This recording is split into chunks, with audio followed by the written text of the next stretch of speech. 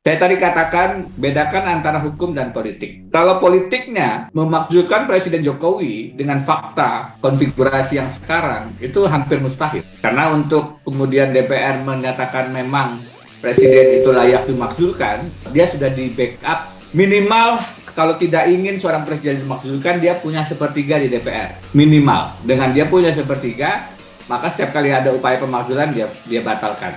Karena dia lebih dari sepertiga. Sekarang jangankan sepertiga, presiden punya lebih barangkali 2/3.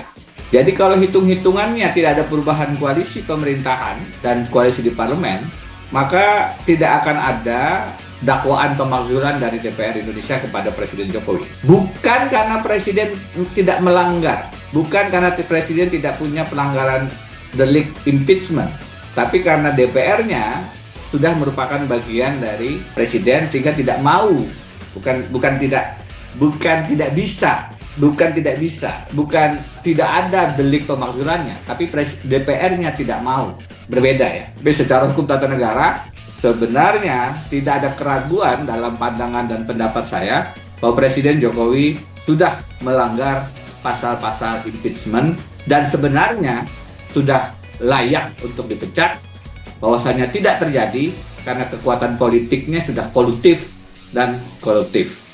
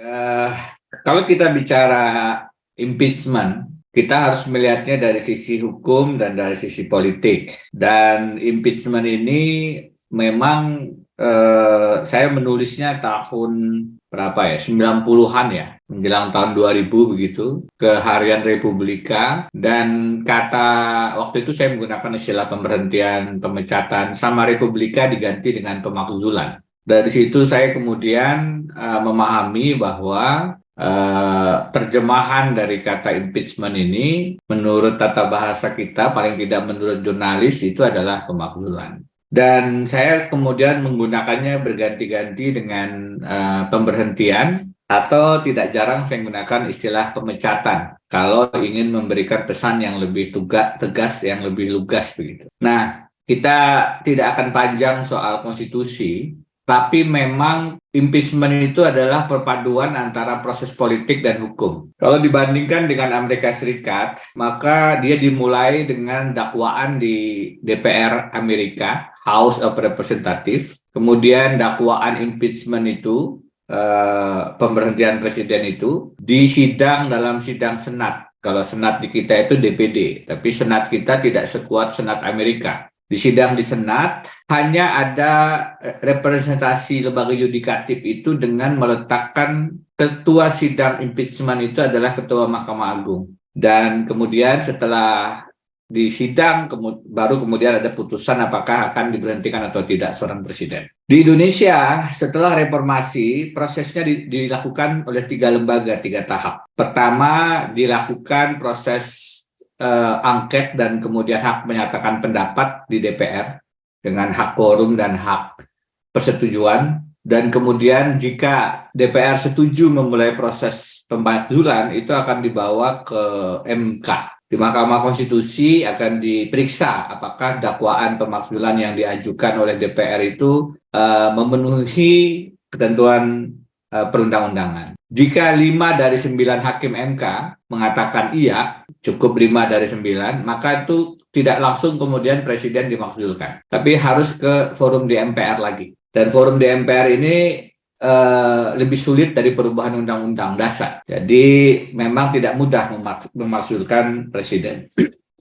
Kenapa demikian? Karena konsep sistem presidensial itu idenya adalah seorang kepala negara, kepala pemerintahan memeriksa secara lebih pasti selama masa jabatannya. Jadi kalau di kita 5 tahun, ya selama 5 tahun itu. Berbeda dengan sistem parlementer yang lebih dinamis, tergantung dukungan parlemen. Jika parlemennya tidak lagi mayoritas mendukung, maka seorang Perdana Menteri mendapatkan mosi tidak percaya dan melepaskan kepala pemerintahannya. Di presidensial, seorang presiden itu direncanakan menjabat 5 tahun. Kalau ada pelanggaran-pelanggaran, impeachment, baru kemudian dia bisa berhenti. Nah, di Indonesia ada 3 kriteria impeachment. Kalau di Amerika Serikat itu hanya 2, pidana dan etika. Pidananya adalah treason, bribery, other high crime, dan misdemeanors. Pidananya itu yang treason, bribery, and other high crime. Misdemeanors itu perbuatan tercela. Perbuatan tercela ini yang masuk ke etika. Di Indonesia, 4 ini diadopsi. Treason itu adalah pengkhianatan terhadap negara. Bribery itu adalah penyuapan. Other high crime, kejahatan tingkat tinggi lainnya. Dan kemudian etika, misdemeanors itu disebut dengan perbuatan tercela, ditambah dengan 2 yang lain. Satu adalah korupsi, pidana, dan satu lagi administratif. Tidak lagi memenuhi syarat sebagai presiden dan wakil presiden. Jadi di kita ada 4 delik pidana untuk memakzulkan presiden. Saya ulangi, pengkhianatan terhadap negara, penyuapan, kejahatan tingkat tinggi lainnya, dan korupsi. Etikanya adalah misdemeanor, perbuatan tercela. Administrasinya adalah tidak memenuhi syarat sebagai calon presiden. Nah, ini apakah memungkinkan? Adakah pasal pemakzulan yang bisa kita ajukan kepada presiden? Saya tadi katakan bedakan antara hukum dan politik. Kalau politiknya memakzulkan Presiden Jokowi dengan fakta konfigurasi yang sekarang itu hampir mustahil. Karena untuk kemudian DPR menyatakan memang presiden itu layak dimakzulkan, dia sudah di backup. Minimal kalau tidak ingin seorang presiden dimakzulkan, dia punya 1/3 di DPR. Minimal. Dengan dia punya 1/3, maka setiap kali ada upaya pemakzulan dia batalkan. Karena dia lebih dari 1/3. Sekarang jangankan 1/3, presiden punya lebih barangkali 2/3. Dengan kita menghitung hanya Demokrat, PKS yang oposisi, Nasdem masukkanlah oposisi, ya masih di atas 70%. Jadi kalau hitung-hitungannya tidak ada perubahan koalisi pemerintahan dan koalisi di parlemen, maka tidak akan ada dakwaan pemakzulan dari DPR Indonesia kepada Presiden Jokowi. Bukan karena Presiden tidak melanggar, bukan karena Presiden tidak punya pelanggaran delik impeachment, tapi karena DPR-nya sudah merupakan bagian dari Presiden sehingga tidak mau, bukan tidak bisa, tidak ada delik pemakzulannya, tapi DPR-nya tidak mau. Berbeda ya. Nah, apa saja yang bisa kita jadikan dasar pemakzulan? Banyak. Kalau kita bicara korupsi, pintu masuk laporan Pak Ubay di KPK terkait dengan korupsi anak-anak beliau, dugaan korupsi, kalau kita mau bicara belum ada prosesnya, itu bisa menjadi pintu masuk. Saya mengatakan ada obstruction of justice, menghalang-halangi proses penegakan hukum. Apa itu? Pak Jokowi itu tahun 2021 tanggal 22 Oktober datang ke peresmian pabrik biodiesel di Kalimantan Selatan, Tanah Bumbu, daerah saya. Kenapa saya hafal? Karena besoknya 23 Oktober relawan saya dibacok tangannya hampir putus dan meninggal. Dan saya menulis surat terbuka pada Presiden Jokowi. Saya bilang, Bapak datang ke satu grup usaha meresmikan pabrik biodiesel, grup usahanya sedang disidik di KPK karena dugaan korupsi suap pajak. Dan itu korupsi suap pajak itu korupsi teraneh, karena konstruksinya suap menyuap, yang menerima pegawai-pegawai pajak sudah divonis bersalah karena menerima suap, yang memberi suap perusahaan dan pemiliknya jangankan dipanggil menjadi tersangka, saksi saja tidak. Jadi ada suap menyuap, penerimanya ada, pemberinya tidak diperiksa. Kenapa? Karena Jokowi datang meresmikan pabrik biodiesel yang bersangkutan di Kalimantan Selatan.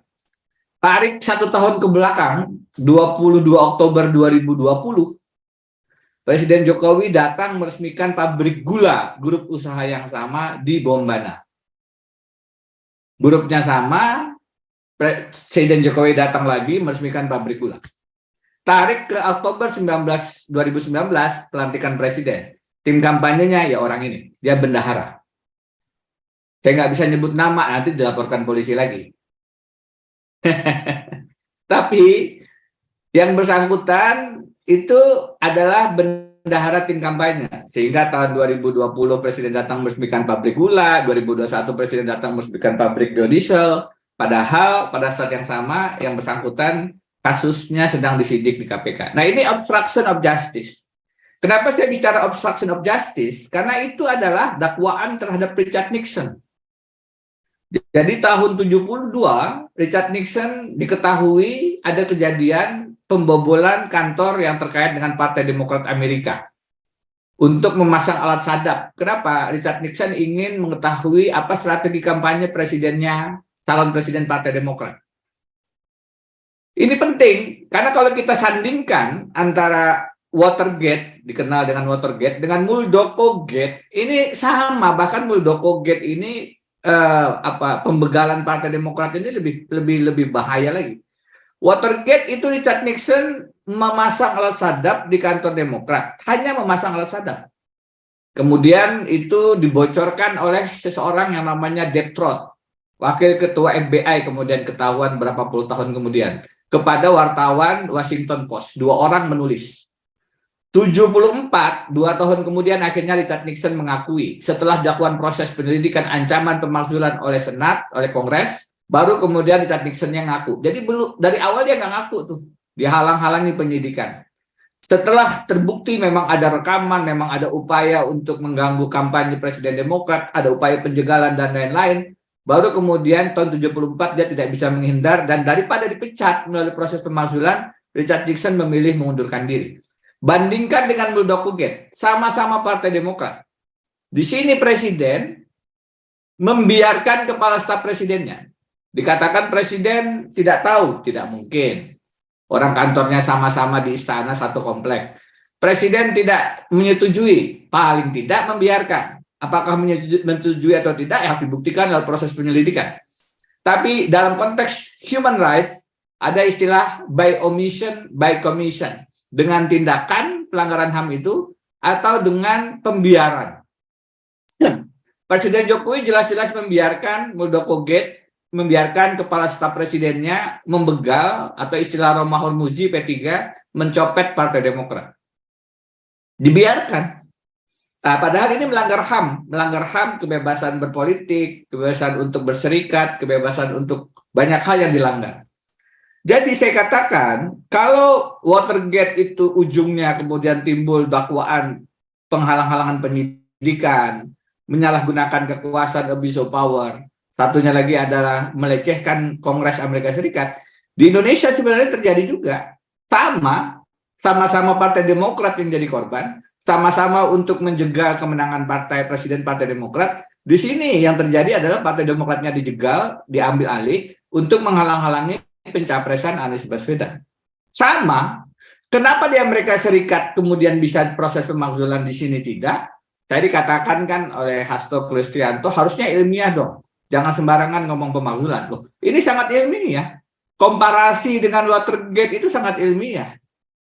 Kenapa di Amerika Serikat bisa dengan proses yang sama, di Indonesia tidak bisa? Bukan karena tidak ada pelanggaran, tapi karena DPR-nya tidak mau melakukan proses pemakzulan. DPR koalisinya presiden. Dan DPR oposisi masih berhitung untuk memaksukan pemakzulan. Saya menduga Demokrat dan PKS pun berpikir juga kalau memulai proses pemakzulan. Jadi bukan tidak ada pelanggaran, pelanggarannya jelas. Korupsi tadi UB pernah melaporkan. Saya bisa mengatakan ada pelanggaran pasal 21 Undang-Undang KPK terkait dengan obstruction of justice, menghalang-halangi proses penyidikan lewat kasus tadi oligarki di Kalimantan Selatan. Ada kasus menyalahgunakan kekuasaan, abuse of power, merebut Partai Demokrat, yang kemudian juga bisa masuk ke dalam pelanggaran Undang-Undang Parpol. Itu semua bisa masuk ke dalam impeachment article, bisa other high crimes, bisa pengkhianatan terhadap negara, tapi tidak perbuatan tercela. Kenapa tidak perbuatan tercela? Karena perbuatan tercela dalam Undang-Undang Pemilu kita itu dibatasi 4 hal. Jadi perbuatan tercela itu 4. Menurut penjelasannya, yaitu pertama mabuk-mabukan, kedua perzinahan, ketiga narkoba, yang keempat judi. Jadi perbuatan tercela itu 4 ini menurut penjelasan Undang-Undang Pemilu kita. Saya ulangi, mabuk-mabukan, perzinahan, narkoba, dan judi. Di luar 4 hal ini tidak termasuk kategori perbuatan tercela. Sedangkan pengkhianatan terhadap negara itu lebih luas. Pengkhianatan terhadap negara itu bukan hanya spionase double mata-mata negara lain, tapi melanggar undang-undang dan undang-undang dasar, itu pengkhianatan terhadap negara. Jadi cawe-cawenya Presiden Jokowi yang tidak netral dalam Pilpres 2024, harusnya netral, itu melanggar konstitusi. Kalau mau dikonstruksikan sebagai pengkhianatan terhadap negara juga bisa. Karena itu sebenarnya pintu masuk pemakzulan Presiden Jokowi secara teori tata negara banyak sekali. Korupsi bisa masuk, pengkhianatan terhadap negara bisa masuk, other high crime, kejahatan tingkat tinggi lainnya bisa masuk. Persoalannya bukan tidak ada pelanggaran. Persoalannya bukan tidak ada pelanggaran, tetapi bahwa DPR-nya tidak mau memulai proses dakwaan. Bapak Ibu, saya bisa jelaskan lebih panjang lebar dan sangat teoritis, artinya dasar hukum teori bahwa pemakzulan itu bisa dilakukan bisa kita paparkan. Tapi mungkin lebih baik saya berhenti di sini karena ini sudah ditunggu menuju bandara ini. Saya sampaikan ke Pak Marwan, saya jam 8 di sini atau jam 5 waktu Rockhampton akan take off. Jadi mungkin ada waktu lebih kurang setengah jam lagi sebelum saya boarding. Nah, saya mesti bergerak ke bandara sekarang untuk check-in dan setengah jam lagi boarding menuju Melbourne. Mudah-mudahan nanti sebelum boarding saya masih bisa mengikuti diskusi dan menyampaikan pandangan. Tapi sebagai gambaran, kesimpulannya adalah secara hukum Presiden Jokowi itu melanggar banyak pasal-pasal pemakzulan. Apakah pengkhianatan terhadap negara, kejahatan tingkat tinggi lainnya, ataupun korupsi. Bisa dirumuskan deliknya. Secara hukum memang tidak mudah, harus ada DPR yang memulai di sidang di MK, baru kemudian bisa ke MPR untuk memberhentikan. Problemnya adalah secara politik. Kenapa? Karena ya yang di ketua umum partainya punya banyak masalah, sehingga juga untuk memulai proses hukum kepada Presiden Jokowi mereka sendiri tersandra. Dan itu sudah banyak saya tulis di website saya, website kantor, mulai dari bagaimana Jokowi mendukung Ganjar, mencadangkan Prabowo, menolak Anies, bagaimana cawe-cawe Presiden Jokowi, sampai hari ini tadi saya menulis bocoran 5 putusan MK dan menjaga keadilan di Mahkamah Konstitusi. Jadi Bapak Ibu silahkan, di website saya sudah saya paparkan dengan relatif lebih jelas. Kemarin saya paparkan dalam bentuk tulisan dan video membandingkan antara Muldoko Gate, skandal Muldoko, KSP, dengan Watergate. Dua-duanya sebenarnya serupa dan sebangun. Yang di Amerika Serikat menyebabkan Presiden Nixon mundur karena tidak ingin dimakzulkan, dipecat melalui proses impeachment. Harusnya di Indonesia juga proses yang sama bisa dilakukan. Tetapi karena konfigurasi politik di DPR masih sangat kuat koalisi presiden, maka itu tidak terjadi. Jadi apa tadi yang disampaikan, apakah perlu pemakzulan melalui gerakan masyarakat dan lain-lain, itu salah satu yang mungkin bisa dilakukan kalau secara politik dan teori massa dan lain-lain. Tapi secara hukum tata negara, sebenarnya tidak ada keraguan dalam pandangan dan pendapat saya bahwa Presiden Jokowi sudah melanggar pasal-pasal impeachment dan sebenarnya sudah layak untuk dipecat, bahwasanya tidak terjadi karena kekuatan politiknya sudah kolutif dan koruptif. Saya berhenti di situ untuk kemudian bisa dilanjutkan dengan narasumber yang lain. Saya mohon izin kalau menyimak dari perjalanan, mudah-mudahan sebagai pengantar bisa menjadi bahan diskusi nanti dalam dialog ini.